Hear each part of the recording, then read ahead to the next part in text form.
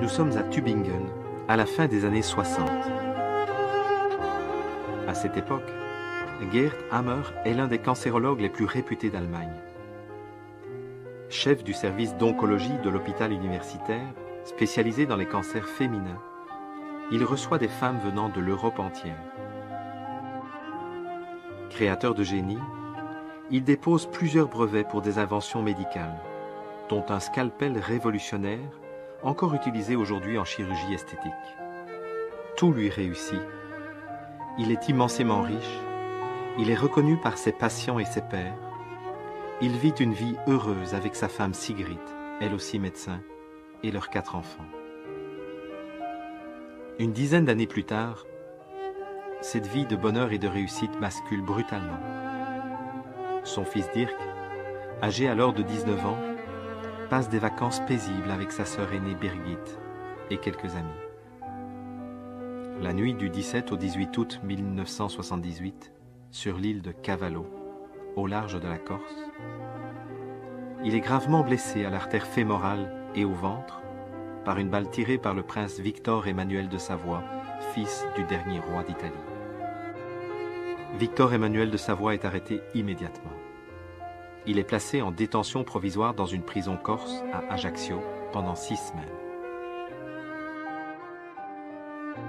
Malgré une reconnaissance de culpabilité signée de sa main, le prince d'Italie ne sera jamais condamné par la suite pour son acte. Dirk, quant à lui, est admis aux urgences, cliniquement mort. Après sa réanimation in extremis et une première opération pour arrêter l'hémorragie, on est obligé de l'amputer de sa jambe droite.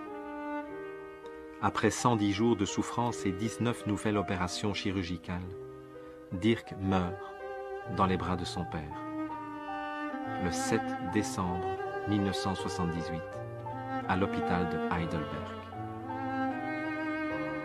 Le docteur Gerd Hammer a alors 43 ans.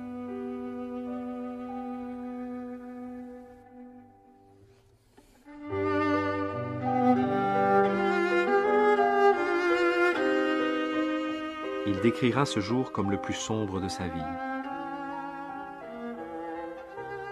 Sigrid est aussi effondrée que lui. Ils viennent de perdre ce qu'ils avaient de plus précieux, la chair de leur chair.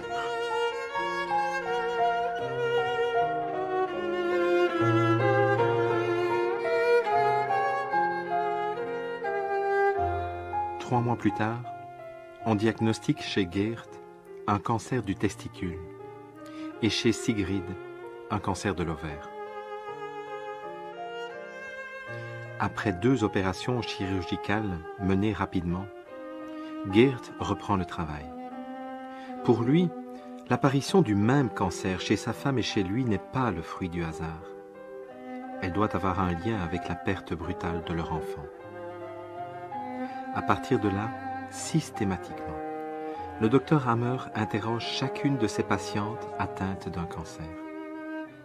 Il espérait tout au plus 30 à 40% de réponses qui établissent un lien entre le choc émotionnel et l'apparition de leur cancer.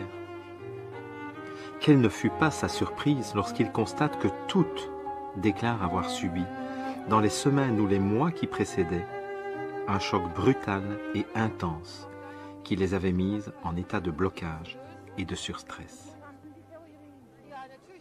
Entre 79 et 81, Hammer récolte ainsi les témoignages de 6500 cancéreux et malades. De ces témoignages et des analyses qu'il en fait, il tire des conclusions d'autant plus surprenantes qu'il les vérifie dans 100% des cas, ce qui n'a jamais été le cas en médecine avant lui.